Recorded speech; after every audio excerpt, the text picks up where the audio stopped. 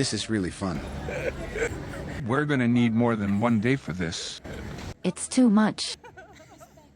I messed up a lot of times. I think Sensei just gave up on me. This time is together and chirikai.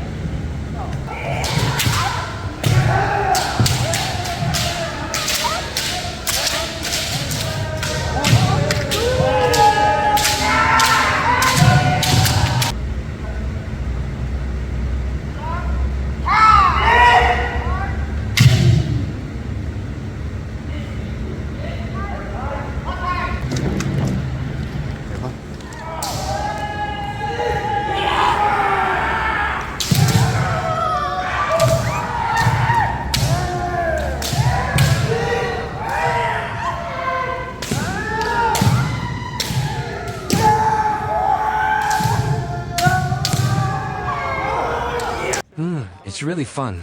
A bit too much though. The one-handed exercises took a lot out of me. Now I understand a bit about two-sword Kendo players.